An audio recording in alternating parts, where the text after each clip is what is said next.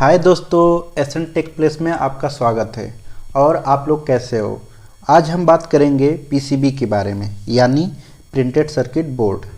Printed circuit board के खोजकर्ता Paul आइसलर थे, जो एक ऑस्ट्रियन इंजीनियर थे। उन्होंने 1936 में पहली बार प्रिंटेड सर्किट बोर्ड का आविष्कार किया था। आज सभी इलेक्ट्रॉनिक उपकरण जैसे मोबाइल, टीवी, कंप्यूटर, मशीनें सब पीसीबी पर ही आधारित हैं। What is PCB?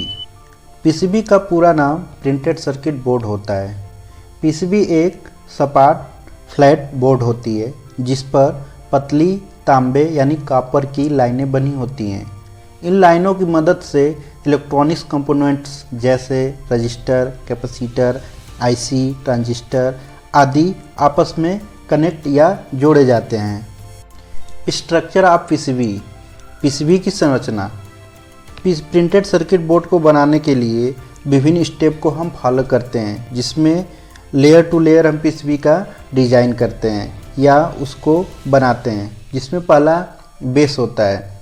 बेस जो FR4 यानी फ्लेम रिटार्डेशन प्लास्टिक और पेपर का बना होता है। इसके अलावा MCPCB भी होता है, जिसे metal core printed circuit board कहते हैं। दूसरा ट्रैक। अब कंपोनेंट को आपस में जोड़ने के लिए तथा इलेक्ट्रिसिटी को एक मार्ग से दूसरे मार्ग में फ्लो करने के लिए हम कॉपर ट्रैक का इस्तेमाल करते हैं। कॉपर का इसलिए क्योंकि यह इलेक्ट्रिसिटी का बेस्ट कंडक्टर होता है, इसलिए हम कॉपर का ट्रैक के रूप में इस्तेमाल करते हैं। तीसरा सुरक्षा यानी सिक्योरिटी। हम कॉपर ट्रैक जो पतली पतली लाइनों के रूप में बनी होती हैं आपस में शॉर्ट सर्किट न हो जाएं, उसके लिए हम उसको इंसुलेट करने के लिए सोल्डर मास्क का इस्तेमाल करते हैं। चौथा पहचान।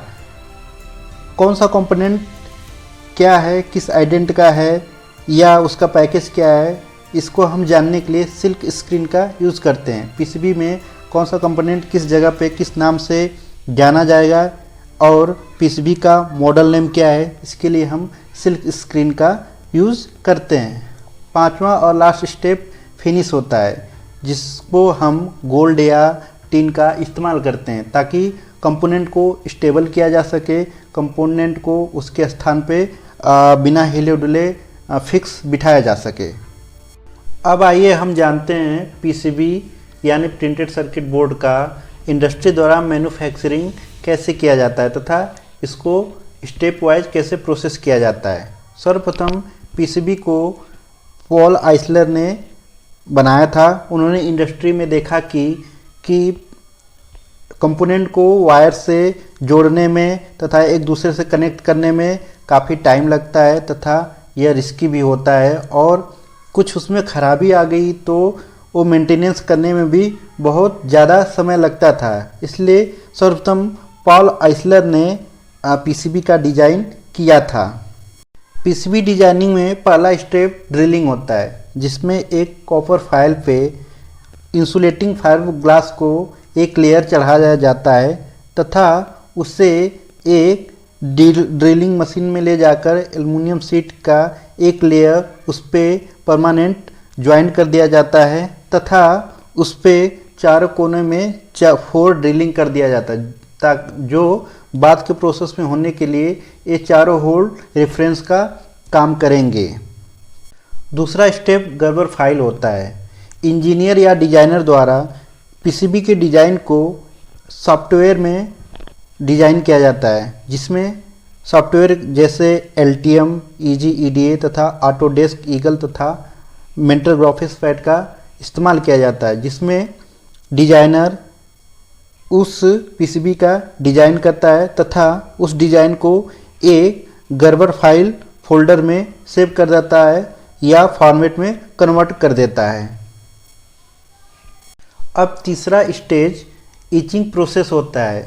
हम गर्बर फाइल को कंप्यूटर में इंस्टॉल करके तथा उसका प्रोसेस करके हम मशीन में उसको 3D मॉडल के रूप में लगाते हैं। वो गर्बर फाइल को रीड करके उस कॉपर के प्लेट पे उस डिज़ाइन को उकेरता है यानी प्रिंटेड करता है, जैसा हम अपने मनचाहा डिज़ाइन हमने किया था। उसके बाद उस डिज़ाइन को, उस या प्लेट को केमिकल या एल्कलाइन के घोल में 60 डिग्री से 120 डिग्री सेल्सियस तापमान पे उसको उस घोल में डुबाया जाता है, जिससे जितना हमें मनचाहा कॉपर की जो ट्रैक है जो हमने डिज़ाइन किया है वो डिज़ाइन उस प्रिंटेड सर्किट बोर्ड पे उभर जाए तथा अनकवर्ड या अनवांटेड जो ट्रैक है या मटेरियल है वो ख़त्म हो जाए। उसके बाद हम उसको वो प्रोसेस करने के बाद हम उसको पानी के घोल में अच्छी तरह से धोते हैं। अब चौथा स्टेप क्वालिटी चेक करना होता है। जब हम प्रिंटेड सर्किट बोर्ड पे डिज़ाइन को प्रिंटेड करते हैं या उकेरते हैं, फिर उसके बाद हम उसको एक अलग मशीन कंप्यूटर के माध्यम से उस ट्रैक को चेक करते हैं कि जो हमारे गर्वर फाइल में जो डिज़ाइन था वो प्रॉपर उचित तरीके से हुआ है कि नहीं, कोई ट्रैक आपस में कटा तो नहीं है या कोई ट्रैक आपस में शॉर्ट सर्किट तो नहीं है। अगर ऐसा पाया जाता है तो उस पीसीबी को डिस्ट्रॉय या बाहर निकाल दिया जाता है और अच्छे पीसीबी को आगे प्रोसेस के लिए लाया जाता है। अब पांचवा स्टेप सोल्डर मास्क कोटिंग होता है। कभी आपने सोचा है कि पीसीबी का कलर ग्रीन ही क्यों होता है? ग्रीन कलर इसलिए क्योंकि वो पीसीबी को ऑक्सीडेशन तथा धूल से बचाता है। अगले स्टेप में एक मशीन में उसको एक सोल्डर मास्क रेजिन का एक उस पर लेयर चढ़ा दिया जाता है, जिससे वो प्रोटेक्टिव धूल और ऑक्सीडेशन से सुरक्षित हो जाता है।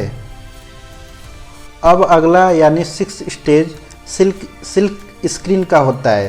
पीसीबी प्रोसेस होने के बाद अब किस कंपोनेंट का कौन सा नाम होगा तथा वो कंपोनेंट किस जगह पे होगा तथा उसका आउटलाइन कैसा होगा, इसके लिए हम सिल्क स्क्रीन का इस्तेमाल करते हैं, जिसमें मार्किंग, लोगो तथा सिंबल को प्रिंटेड किया जाता है। 7वां स्टेप सोल्डरिंग कंपोनेंट होता है।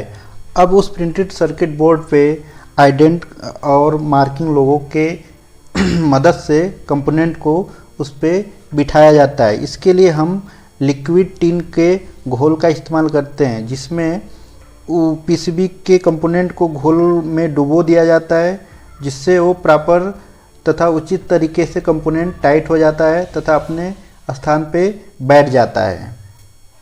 अब 8वां और लास्ट स्टेज कनेक्शन को टेस्ट करना होता है।